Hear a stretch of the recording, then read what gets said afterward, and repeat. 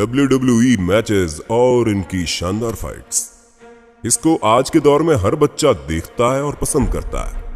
मगर आज हम उन WWE मैचेस के बारे में आपको बताने जा रहे हैं जिनके बारे में बहुत ही कम लोग जानते हैं कि कभी ऐसा भी कोई मैच हुआ था। इस वीडियो का सबसे आखिरी WWE मैच देखकर आप भी हैरत में पड़ जाएंगे कि WWE के मालिक ने मैच फिक्स किया तो क्या सोच के किया। अगर आप WWE के ट्रू फैंस में से एक हो तो ब्रोक लेसनर, जिसे द बीस्ट के नाम से जाना जाता है, उसे देखा ही होगा। इस खिलाड़ी ने अपने सामने आए लगभग हर अपोनेंट खिलाड़ी को अच्छा खासा धोया है। वहीं 2003 में ऑर्गेनाइज्ड इवेंट नो मर्सी में WWE के मालिक ने खुद अपनी बेटी स्टेफनी की फाइट इसी बीस्ट रेसलर से फिक्स कर डाली। ये फाइट फिक्स हुई सो हुई, ब्रोक लेसनर ने हद कर दी। जो उसने अपने सामने लड़की देखकर भी उसे बख्शा नहीं और उसकी अच्छे से पिटाई कर दी। किसी दूसरे रेसलर के बीच में आ जाने से स्टेफनी अपनी जान बचाकर भागने में सफल रही, वरना स्टेफनी का क्या हाल होता, इस पर अपनी राय नीचे कमेंट बॉक्स में आप ही दे दो। भारत देश के विश्व प्रसिद्ध रेसलर द ग्रेट खली, जिन्होंने विश्व स्तर पर WWE में अच्छा खासा नाम कमाया। इनकी 7 फीट 1 इंच हाइट ने इनको WWE की भीड़ में सबसे अलग दिखाने में बड़ी मदद की।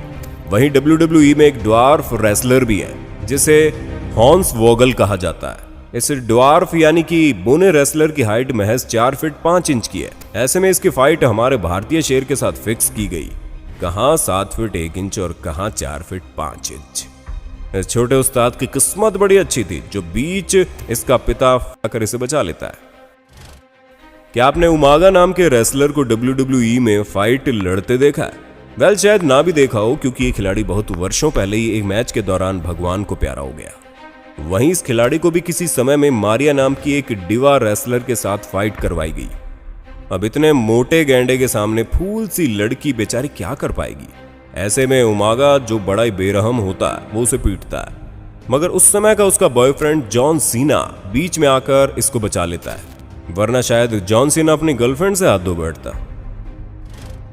ब्रोक लेसनर एक क्रूर और निर्दयी रेसलर है, ये शायद आप अच्छे से जान गए होंगे। वहीं साल 2004 में इस जानवर रूपी रेसलर की फाइट एक बच्चे से तय हो गई।